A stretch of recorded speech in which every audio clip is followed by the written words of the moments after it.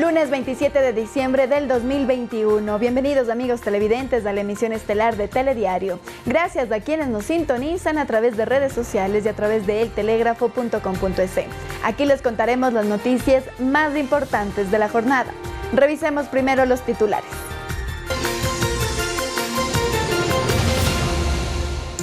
Sistema Público de Salud amplía capacidad de camas de unidad de cuidados intensivos ante incremento de demanda por los nuevos casos de Omicron en el país. Guayaquil cambió alerta epidemiológica con el fin de enfrentar el contagio comunitario de la nueva variante. Se suspenden fiestas populares y eventos masivos y no se autoriza a bares y a restaurantes. Este 28 de diciembre finaliza el estado de excepción en las cárceles, por lo que el gobierno reforzará seguridad del perímetro externo en las cárceles con más conflictos. En deportes, Barcelona inicia sus trabajos de pretemporada y se adelanta con los chequeos médicos de su plantilla para el 2022. En lo internacional, variante Omicron pone en confinamiento a decenas de ciudades europeas y los gobiernos preparan acciones más radicales.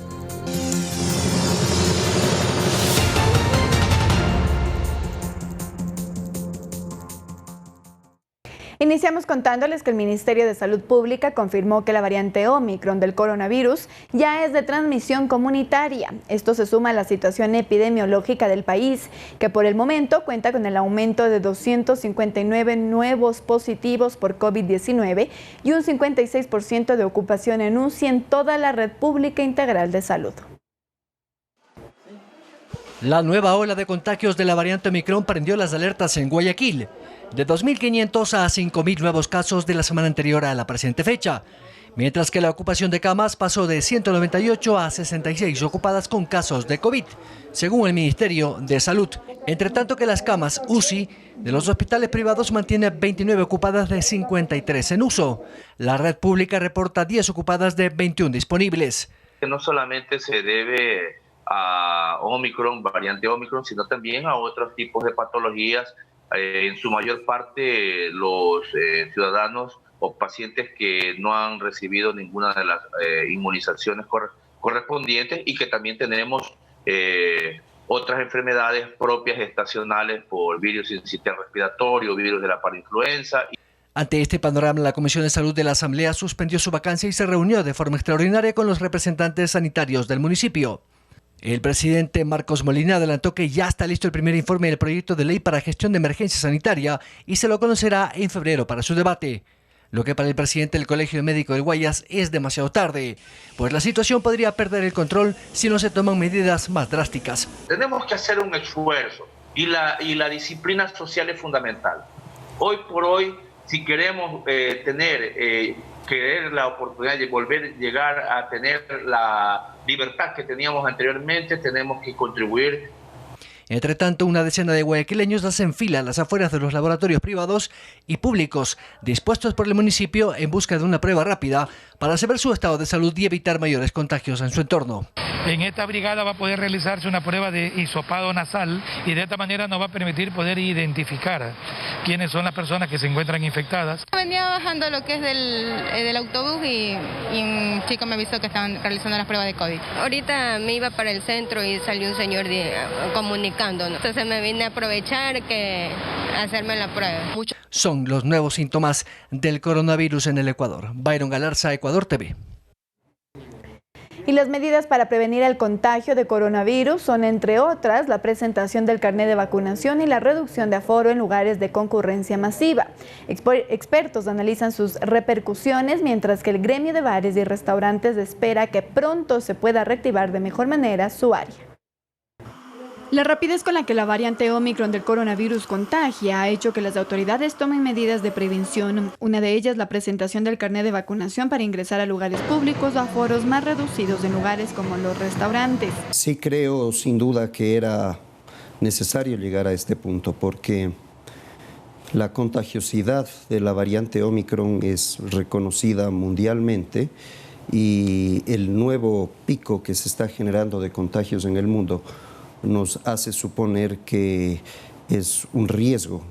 Hay expertos que aseguran que se debe entender que no existe solo una variante, sino también a otros tipos de patologías en su mayor parte los ciudadanos o pacientes que no han recibido ninguna de las inmunizaciones correspondientes, y que también tenemos otras enfermedades propias estacionales por virus del sistema respiratorio, virus de la parainfluenza y, como siempre he señalado, también el incremento de la casuística por dengue. Y a pesar de que las restricciones son para un bien general, por su lado también ha afectado a quienes se dedican a actividades relacionadas al turismo y gastronomía, por ejemplo. Evidentemente todo lo que representa este mes para el sector restaurantero afecta positiva o negativamente. Definitivamente las declaraciones han hecho que se caigan reservas, han hecho que muchas reservas incluso se han debido devolver a los comensales. Aunque conocen la importancia de hacer lo que esté a su alcance para evitar más contagios, piden a las autoridades también se vele por su crecimiento económico. No nos queda más como sector formal de la economía de respetar lo que las autoridades en este punto nos han sugerido. Andrea Orbe, Ecuador TV. Y en el Parque de la Carolina, al norte de la capital, el lugar donde se colocan los stands para la venta de los monigotes, este año luce vacío. El número de comerciantes también ha disminuido junto con los clientes debido a las restricciones del COVID-19. Se espera que haya más movimiento los próximos días. En el Parque La Carolina visitamos donde usualmente se ponían los puestos de venta para los monigotes y artículos de fin de año. Este año el ambiente en el sector se encuentra bastante apagado. Según en Maguaña, los comerciantes han decidido no salir por el COVID-19 y las ventas han ido de poco en poco. Hemos vendido así poco a poco todavía. Los 3 últimos días se vende más. Sin embargo, quienes han decidido adquirir un muñeco se han inclinado por los representativos del COVID-19. Juego del calamar y también del coronavirus. Zuli Vega, que se encontraba en el lugar, dice que no planea quemar un viejo, en cambio decidió realizar otros rituales. Comprando inciensos y velitas, que es lo tradicional en mí. Prendo las 5 velas y los inciensos. Y una bella Navidad. Y que nuestro año nos traiga mejor suerte, por favor. El COE Nacional aplicó nuevas restricciones que están vigentes desde el 23 de diciembre del año presente hasta el 23 de enero del 2022, entre las cuales están la prohibición de eventos como conciertos, pases del niño, procesiones, novenas, festivales de años viejos y quemas en espacios públicos. Sin embargo, el COE estableció que se puede realizar en propiedad privada con el círculo familiar. Los ciudadanos también han decidido evitar la compra de los monigotes por el COVID-19 y las restricciones del COE. Es por la prevención lo que hace, ¿no? También creo que todas las personas tenemos otras formas de terminar el año. Porque se escucha con respecto a la pandemia que estamos viviendo, pero ya están vendiendo monigotes, no sé si van a permitir. ¿Por qué lo permiten? Porque se supone que no debemos de estar en reuniones. Entre otras restricciones, el COE aplicó la reducción de aforos, el 50% en espacios recreacionales y 75% de aforo en centros comerciales, templos religiosos, ferias de emprendimientos y en las playas. Además, se prohíbe la venta y el consumo de alcohol en espacios públicos. Manuela Bedón, Ecuador TV.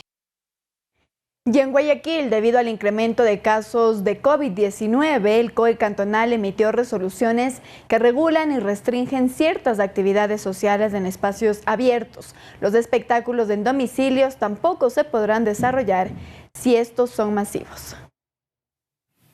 El Comité de Operaciones de Emergencia Cantonal de Guayaquil, a partir de este lunes 27 de diciembre, declaró a la ciudad en nivel de alerta 2 en el sistema de gestión de la pandemia contra el virus. Esto mientras las alertas institucionales se encienden por la presencia cada vez más fuerte de la variante Omicron, considerada la más transmisible del virus. Por eso, y después de la recolección y tabulación de la información respecto al tema, la mesa técnica del COE cantonal anunció medidas. Se regula el 50% de aforo, la atención al público en espacios abiertos y cerrados de atención hasta las 0 horas, salvo el 1 de enero del 2022, que podrá ser hasta las 2 de la mañana. Se restringe la operación de bares y discotecas. La actividad en hoteles, salones de eventos y centros de convenciones se limita a cenas corporativas y familiares sin bailes. Se ratifica la prohibición de venta y consumo de bebidas alcohólicas y de moderación en la vía pública. En las casas no se podrá realizar espectáculos públicos masivos tales como conciertos o fiestas organizadas. Las reuniones privadas deberán cumplir con las medidas de bioseguridad y aforo respectivos. La Agencia de Tránsito y Movilidad incrementará las frecuencias de la Metrovía en horas pico y destinará personal de control de medidas de bioseguridad en las paradas. Pero aún así, las autoridades municipales advierten poco interés en la ciudadanía guayaquileña. Que por ejemplo en el caso del municipio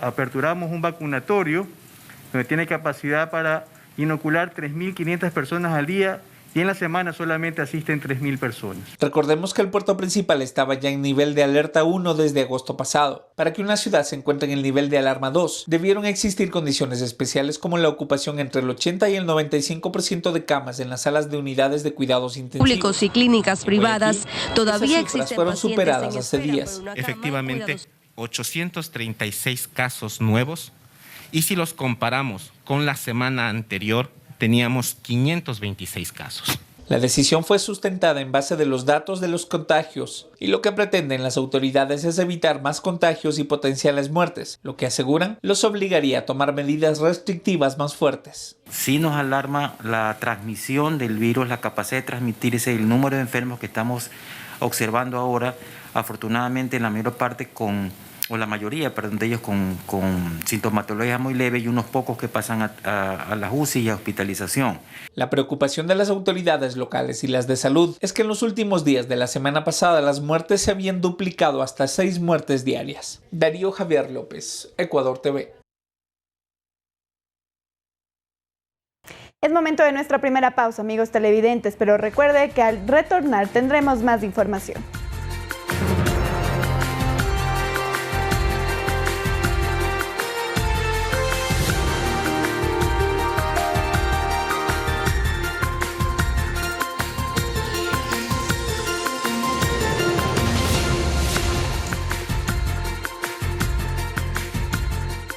Continuamos con más y es momento de dar paso a Byron Galarza, quien ya se encuentra con el doctor Juan Pablo Albán. Él es abogado constitucionalista para hablar sobre el fallo de la Corte Constitucional. Buenas noches, Byron. Gracias, Andrea. Efectivamente, la resolución de la Corte Constitucional, que fue básicamente una solicitud, mejor dicho, presentada por un juez de lo penal, hablaba sobre este tema de la penalización cuando se trata de actos sexuales con menores de edad.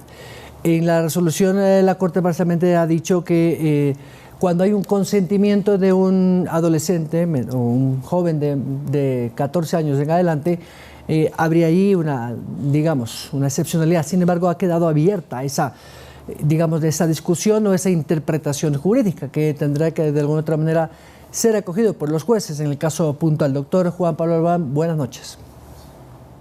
Buenas noches, Byron. Buenas noches a los televidentes. Doctor, para entender un poco esa aclaratoria que ha pedido un juez de lo penal para aplicación del COIB en estos casos puntual, deja más claro que a pesar de que ya estaba en el COIB está, puesto jurídicamente el actuar del juez. ¿Por qué la Corte Constitucional tuvo que ser más específica en la descripción de la aplicación de la norma? Creo que para explicarlo, Byron, es necesario entender el contexto en que la Corte se pronuncia. La consulta se genera en el marco de un proceso que se sigue contra un adolescente señalado de haber cometido un delito sexual contra otra persona también adolescente.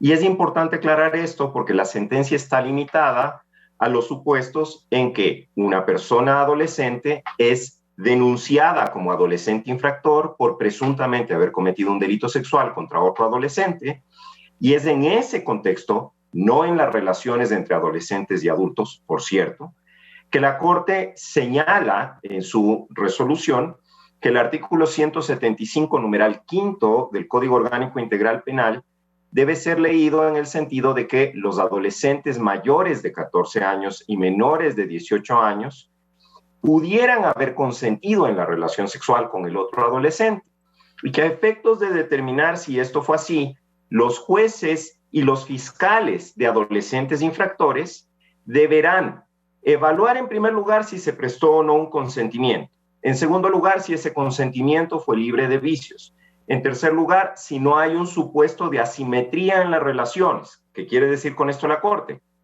Que una de las partes involucradas no se encuentre en una posición de ventaja o de jerarquía o de poder, como pudiera ser, pensemos, el líder de la tropa de Boy Scouts y un miembro de la tropa de Boy Scouts, o el líder del grupo juvenil religioso y un miembro del grupo juvenil religioso. Entonces, la Corte quiere evitar ese condicionamiento a partir del abuso de una posición de poder para que se obtenga un consentimiento viciado para la relación sexual. Finalmente, lo que la Corte está haciendo es reconociendo algo que está en el Código de la Niñez y Adolescencia desde que se adoptó el Código en el año 2003, que es que los adolescentes y en general las personas menores de edad tienen derecho de ejercer sus derechos, valga la redundancia, atendiendo a su madurez psicológica, a su desarrollo evolutivo, a su madurez, y la Corte simplemente lo que está haciendo es reconocer esto y reconocer además el valor de la opinión del adolescente, que finalmente no es algo que solo propone el Código de la Niñez desde el año 2003, lo plantea también la propia Constitución de la República y lo plantea sobre todo la Convención Internacional sobre Derechos del Niño en su artículo 12. Desde el punto de vista de los derechos, vamos, suena lógico jurídicamente hablando, pero no sé hasta qué punto un menor de 18 años, un niño adolescente, porque eso es un adolescente menor de 15 años, tenga esa capacidad emocional y de madurez como para poder determinar si efectivamente pues, hubo ahí un consentimiento mutuo. Es decir, me parece que se puede prestar para alguna discrecionalidad, sea del fiscal o del juez, ¿o no? No se puede prestar para una discrecionalidad porque el párrafo 87 de la sentencia, que es del resolutivo, da los parámetros dentro de los cuales Fiscalía y jueces van a hacer esta valoración, además contando con opiniones técnicas de psicólogos, trabajadores sociales, como se hace siempre en el caso de personas menores de edad que están involucradas en un asunto judicial. Pero más allá de ello, creo yo, Byron, nosotros tenemos que, en lugar de rasgarnos las vestiduras, dejar a un lado esta hipocresía de reconocer capacidad para ciertos defectos a las personas menores de edad y para otros defectos no. Al menor de edad le permitimos votar.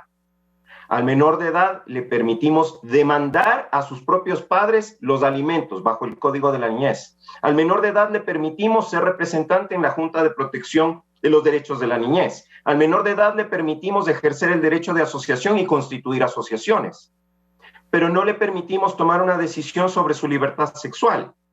En la medida en que tenga el desarrollo psicológico, la madurez suficiente como para tomar una decisión, la Corte no es que esté instando a los adolescentes a mantener relaciones. La Corte lo que está haciendo es diciéndoles a los fiscales y a los jueces, antes de automáticamente suponer que es un delito, una relación sexual entre adolescentes, evalúe si existió alguna forma de consentimiento que fuera válido. Si el consentimiento fue válido, usted no debería formular una imputación en contra del otro adolescente, porque aunque no le imponemos una pena, le imponemos una medida socioeducativa, eso es un eufemismo para un encierro que es igual que una cárcel. Los centros de orientación juvenil son exactamente lo mismo que cualquier otro centro de privación de libertad. Pero más allá de ello, la Corte está reconociendo una realidad social, Byron, a la que los ecuatorianos no podemos cerrar los ojos. Los adolescentes mantienen relaciones sexuales. Y seguramente la prueba más firme de ello es el alto índice de embarazos adolescentes, que es un problema muy serio de salud pública en nuestro país. Entonces, la Corte lo que está diciéndole a los fiscales y a los jueces de niñez es no criminalice las relaciones sexuales entre adolescentes, analice caso por caso.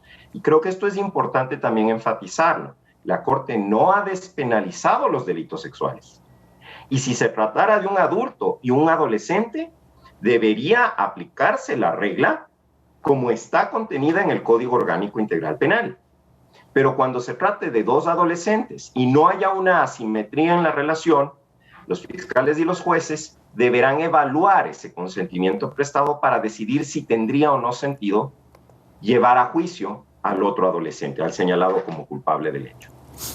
Juan Pablo, estas resoluciones tomadas por la Corte o sentencias, si se quiere, en los últimos 4 o 5 meses ha generado muchísima polémica, y yo no sé si también cuestionamientos o críticas de los propios juristas o entendidos en temas constitucionales. Incluso se habla de que muchos de los jueces constitucionales están legislando desde una óptica muy particular o militantes. No sé si eso sea un criterio muy particular de algunos juristas, pero ¿concuerda usted que ha sido muy polémico los fallos de la Corte, o es normal que cualquier fallo de una Corte constitucional tenga pues a favor y en contra? Creo que es importante eso último que usted señala, Byron. Las Cortes constitucionales, no en el Ecuador, sino en general en todos los países que tienen un sistema de control constitucional concentrado, es decir, en manos de un tribunal constitucional, son poderes contramayoritarios. Lo que eso significa es que su función central es garantizar el buen funcionamiento del Estado y los derechos de los ciudadanos. Y a veces el garantizar los derechos de los ciudadanos implica el irse en contra de la opinión de segmentos importantes de la población. En el caso ecuatoriano es notable que la sociedad ecuatoriana es particularmente conservadora, y desde luego es un tema polémico, como en su momento el matrimonio igualitario fue un tema polémico, por ejemplo. Sin embargo, el hecho de que el tema sea polémico no debe disuadir a un tribunal que sea verdaderamente objetivo e imparcial, independiente, de decidir sus causas. Yo creo que lo que pasa es que a los ecuatorianos nos escandaliza que una corte obre por sí misma y no respondiendo a las presiones de un grupo de poder, sea político, económico, social o mediático o de cualquier otro carácter. Eso nos escandaliza porque estamos muy acostumbrados desde siempre a que la justicia no sea independiente. Esta corte lo que está dando es muestras de actuar dentro de los parámetros técnico-jurídicos, porque yo no veo en las sentencias de la corte un activismo social, veo decisiones jurídicas, esto es lo que estoy apreciando, que no necesariamente agradan a todos. Y hay algunos constitucionalistas, quienes por cierto yo aprecio mucho, son amigos, algunos de ellos desde que éramos estudiantes universitarios, ellos y yo, que lamentablemente ven en la Corte una amenaza porque la Corte tiene una visión de protección de los derechos, de avance en el ejercicio de los derechos. Y creo que esta sentencia es simplemente un ejemplo más y no debemos satanizar ni a la Corte ni a la sentencia. La Corte no está instando a la pedofilia, la Corte no está promoviendo el sexo adolescente, la Corte lo que está haciendo es reconociendo una realidad social innegable, que es que los adolescentes tienen relaciones sexuales, y está aplicando un criterio jurídico respecto del ejercicio progresivo de los derechos a partir de pautas muy estrictas, que de todas formas, Byron, yo anticipo, los jueces y fiscales seguramente igual no van a aplicar. O sea, esto yo temo que se va a quedar en letra muerta, y temo que se va a quedar en letra muerta precisamente por el temor de los jueces y fiscales de adolescentes infractores de ser señalados como los operadores de justicia que avalaron que un adolescente abuse sexualmente de otro, cuando en realidad lo que la Corte está planteando es analice el caso concreto y determine si efectivamente hubo un abuso, porque puede ser que no lo hubo. Juan Pablo, finalmente me gustaría escuchar su criterio sobre esta resolución también de la Corte que solicita o demanda al Consejo de la Judicatura que se restituya a los jueces que en el proceso de evaluación y calificación para la renovación de ciertos niveles de los juzgados y de los magistrados sobre todo, no estuvieron de acuerdo con ese proceso de calificación y selección.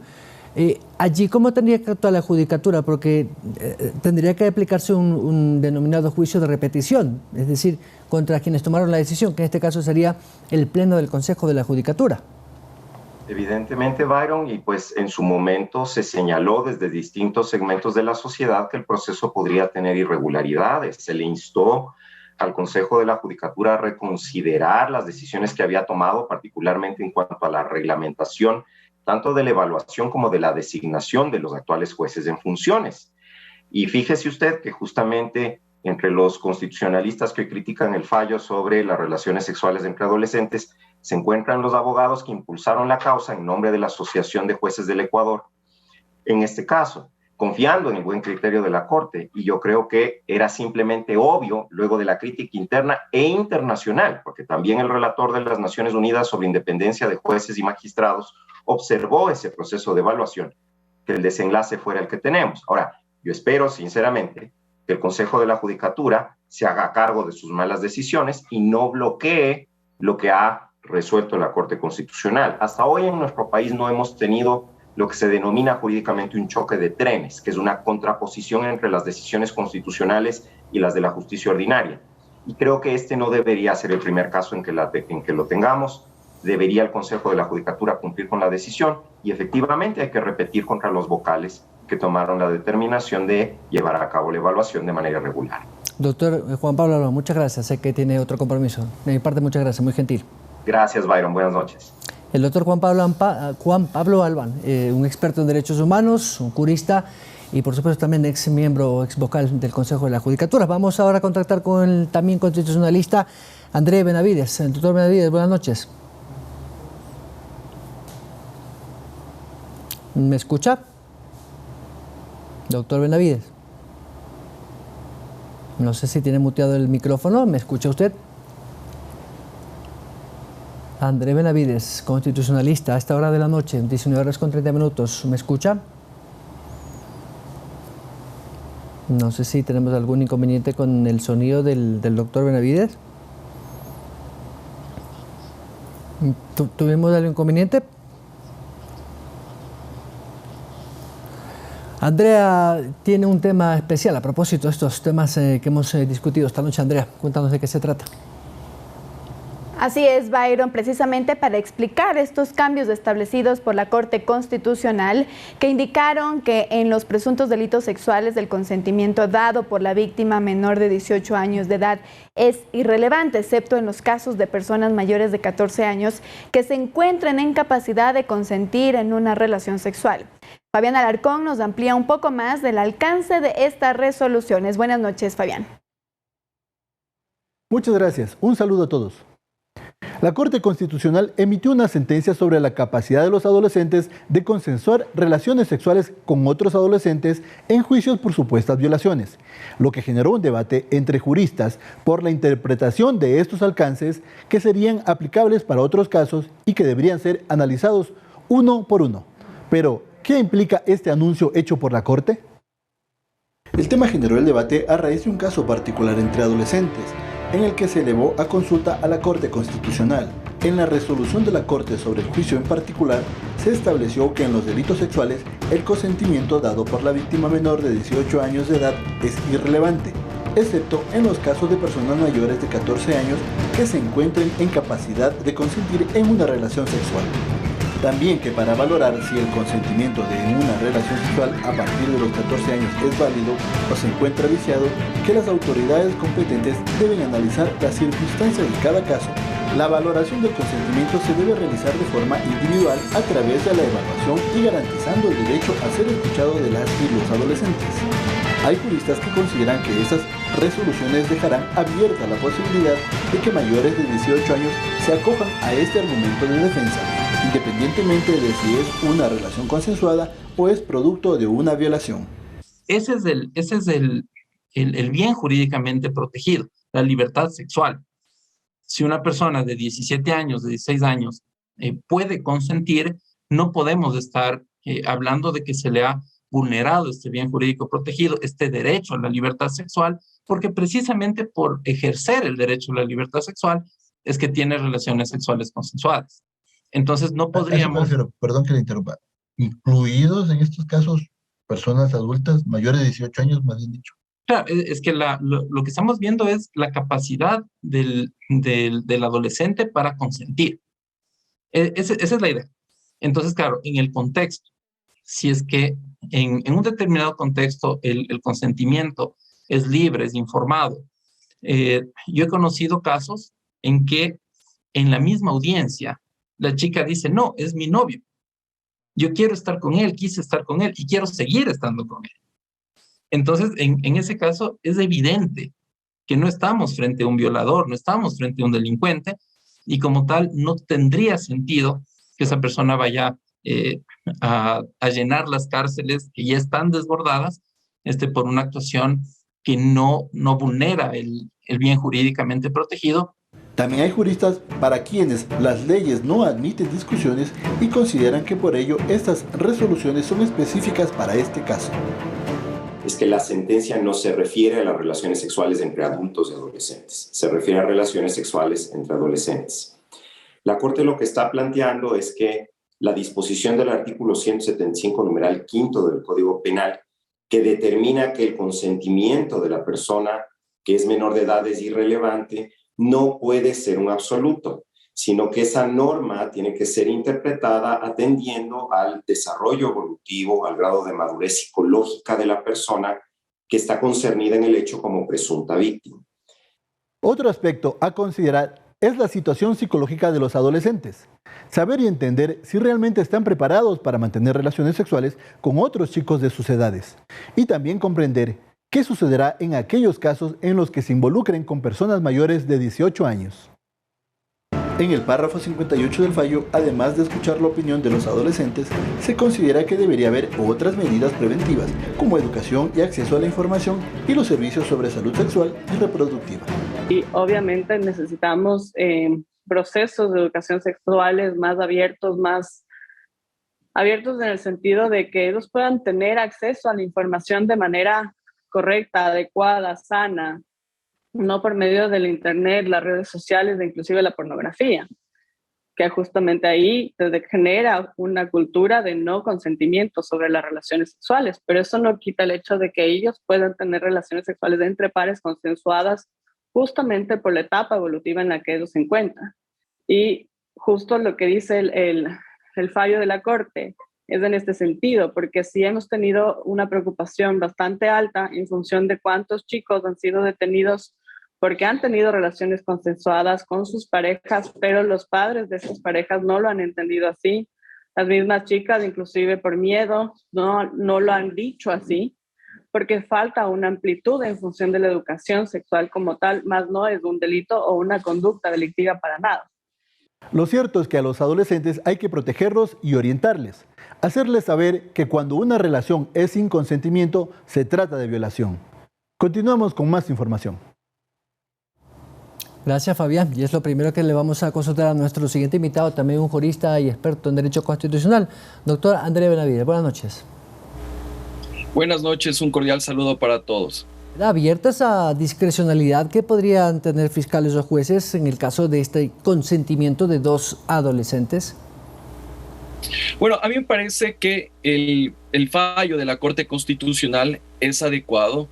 De alguna forma cierra filas para cierto tipo de arbitrariedades y actuaciones discrecionales que actualmente se estaban presentando en el sistema judicial. Sin embargo, yo creo que ante el desconocimiento o la ignorancia de determinados fiscales o jueces, sí se podría prestar para que a partir de este fallo de la Corte Constitucional se deje en impunidad a ciertos abusadores sexuales de adolescentes. Porque obviamente si se malinterpreta la sentencia de la Corte Constitucional, evidentemente se va a allanar el camino para que ocurra aquello. En todo caso, creo importante que a partir de esta sentencia de la Corte Constitucional se deben realizar dos actuaciones fundamentales para evitar aquello. La primera es que la Asamblea Nacional debe tomar en cuenta los parámetros que ha establecido la Corte Constitucional en esa sentencia y trasladarlo al Código Orgánico Integral Penal.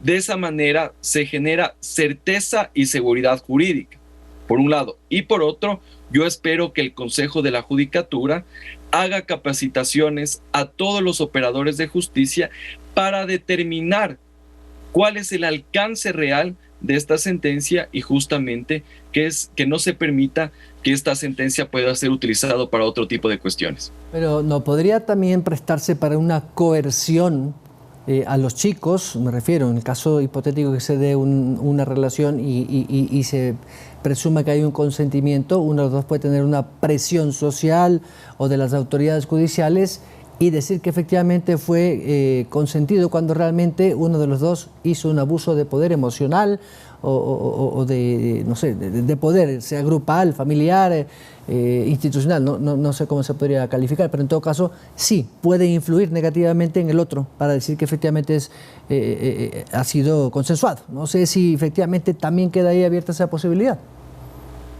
Yo considero que desde ningún punto de vista, y de hecho lo que estaba ocurriendo en la actualidad, es que muchas jóvenes estaban siendo presionadas, coaccionadas por sus familiares para procesar penalmente a sus parejas, a sus novios. Ahora, en la sentencia de la Corte Constitucional se establecen parámetros bastante claros. Y obviamente que este tema del consentimiento deberá ser valorado a partir de peritajes y la prueba que sea practicada en audiencia. Entonces, obviamente, nosotros esperaríamos, como abogados al menos, que los fiscales y los jueces hagan un trabajo adecuado. Porque si los jueces o fiscales no van a aplicar esta sentencia y principalmente sus parámetros, ahí sí vamos a tener un resultado que va a ser desfavorable para esa protección integral que merecen los jóvenes y los adolescentes. Uno de los parámetros son, por ejemplo, que los jóvenes deben manifestar ese consentimiento y evidentemente se deberá tomar en consideración esa posible subordinación o ese ejercicio de poder que podría existir por parte de un adulto o por parte de alguno de los actores que forma parte de la comunidad colegial. En ese contexto, obviamente que estos presupuestos que ha establecido la Corte Constitucional deben ser valorados de manera adecuada. Doctor Andrés Benavides, estoy contra ti, pero me queda clarísimo su discernimiento jurídico sobre el tema. Muchas gracias. Muchas gracias a ustedes. Un cordial saludo. El doctor Andrés Benavides, constitucionalista, a propósito de este fallo de la Corte Constitucional, a propósito de determinar si efectivamente hay o no un abuso de poder o de consentimiento en una relación de menores de edad, en una relación sexual. Tan polémico el tema. Vamos a la pausa. Al regresar, Andrea y Arturo tendrán más información.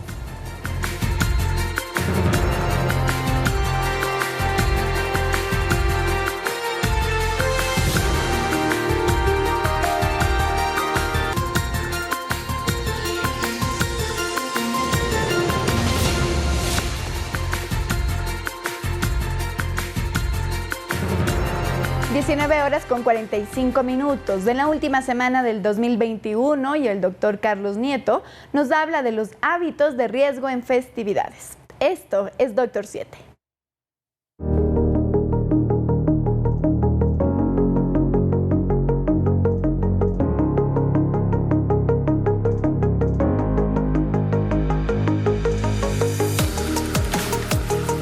Bienvenidas a Doctor 7, tu programa de tópicos médicos pensado en ustedes y para ustedes, donde semana a semana les brindamos información importante sobre cómo estar atentos a las enfermedades más comunes en el Ecuador. Soy su amigo el doctor Carlos Nieto, médico internista, y los acompañaré en esta última semana del 2021 abordando sobre cómo los hábitos de riesgo en estas fechas podrían ser un gran problema para ti y tu familia. Te invito a que nos acompañes. De acuerdo con datos de la Organización Mundial de la Salud, más del 45% de los latinoamericanos pueden subir entre 3 a 5 kilos de peso durante las fiestas de diciembre. En esta temporada, los excesos de las comidas y bebidas pueden provocar un marcado incremento de peso, aumentando de ello los riesgos para la salud. Esto se debe a que la comida típica de estas fechas evoca recuerdos emotivos. Por ejemplo, los olores, la música pueden devolvernos emociones poderosas. Parte de estas emociones son cálidas, maravillosas, y esa es nuestra imagen que tenemos de la Navidad y también del fin de año, a lo que respondemos comiendo más alimentos sin tener hambre. Así lo aseguran los expertos. Es así que varios nutriólogos señalan que los excesos más comunes en esta temporada son el consumo de alcohol, los panes, los pasteles, los dulces y los alimentos ricos en carbohidratos y grasas, siendo otro problema importante que se lo hace fuera de los horarios habituales. Por todo esto, compartiremos con ustedes algunas recomendaciones para quienes tienen expectativas de estar saludables y a la par disfrutar de estas fechas especiales. Desarrolla un plan y señala los días y en qué momento de ese día tienes un evento, una fiesta o una reunión, para que puedas ajustar tu alimentación y evitar los excesos. Reconoce tus emociones. El estrés que tienes puede hacer que consumamos alimentos sin tener hambre, por lo que es mejor controlarlos con cosas que nos relajen o caminatas. Come algo saludable antes. Si vas a un evento, cena o fiesta, es preferible consumir antes del evento un snack saludable con el fin de llegar algo saciados y evitar caer en excesos como en otros alimentos. Sírvete una sola vez y evita comer más y elige porciones razonables. Aunque tu madre te ofrezca lo que sobra, para que no se desperdicie, piénsalo. No olvides que también es importante que tengamos vegetales, ya que siempre debería estar acompañando a nuestro plato fuerte, con una porción de ellos, y esto ayudará a saciarnos y a mantener nuestro cuerpo un poco más equilibrado. No comas sin pensar, no consumas algo solamente por comer. Disfruta lo que comes y no olvides masticar despacio para una muy buena digestión.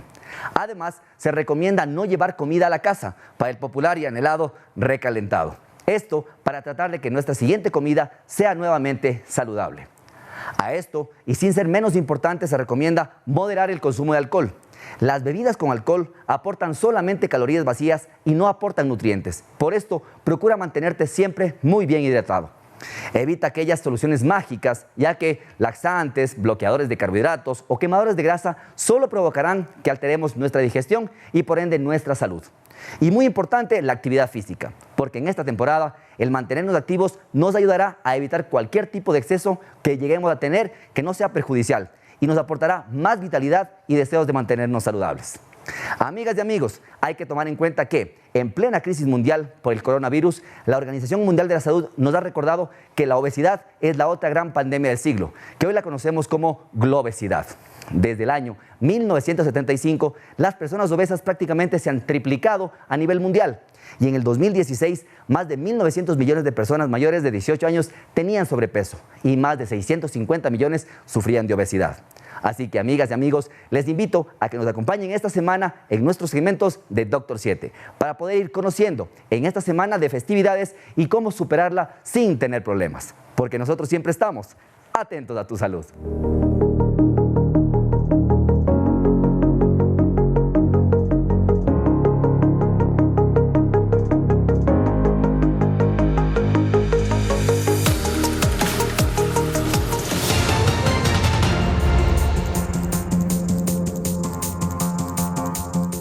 Ahora les contamos que grandes capitales de Europa y Asia han suspendido actividades masivas por el aumento de contagios de coronavirus. Otras mantendrán los festejos, pero con capacidad reducida. La creciente propagación de la variante Omicron de coronavirus está cambiando los planes de varias ciudades, cuyos gobiernos planeaban realizar festejos masivos para el 31 de diciembre. En medio de importantes aumentos de contagios y hospitalizaciones en las últimas semanas, algunas de las urbes más importantes del mundo han decidido reducir la convocatoria a ciertos eventos o bien cancelarlos por completo. Como la gravedad de la situación sanitaria difiere en cada nación y en cada región, no todas las medidas son iguales. En algunos casos, las autoridades han llegado a prohibir todo tipo de reunión o evento social, ya sea público o privado, mientras que en otras las restricciones se limitan a los eventos masivos. Tal es el caso de Nueva York, donde unas 15,000 personas podrían asistir al popular festejo del Times Square si acreditan estar vacunadas y usan tapabocas durante el evento. El aforo para este clásico de la ciudad estadounidense se redujo a menos de la mitad. Madrid optó por una resolución similar para las fiestas de fin de año en la Puerta del Sol, donde el aforo será de 7,000 personas este 31 de diciembre. Además, la policía controlará que se respete el uso obligatorio de mascarilla en exteriores y el distanciamiento social. En París, por ejemplo, no se festejará el comienzo del 2022 con el típico espectáculo de fuegos artificiales en la Avenida de los Campos Elíseos. Según confirmaron las autoridades de la capital francesa, este año los fuegos artificiales no tendrán lugar y lamentablemente tampoco habrá sets de DJs. Otra de las grandes ciudades europeas afectadas por las medidas preventivas será Roma, cuyo gobierno ha decidido suspender conciertos al aire libre y shows de fuegos artificiales en las calles de la capital italiana. Capitales del Reino Unido también pasarán una víspera de fin de año diferente por decisión de sus gobiernos. En Londres, por ejemplo, se cancelará el evento público masivo planeado para el Trafalgar Square debido al aumento de los casos de coronavirus, la mayoría con la variante Omicron. Amigos, pero recuerden que este martes estaremos esperándolo como siempre en Doctor 7. Nos acompañará el doctor Mauricio Olmedo, él es especialista en medicina estética. Estaremos conversando con él sobre la relación de reducción de peso con la fertilidad. También estaremos con la doctora Alejandra Medina para conversar sobre tips para elevar la concentración en los niños. Recuerde también que lo estaremos esperando en todas nuestras emisiones a partir de las 6 de la mañana. Que tengan todos una excelente noche.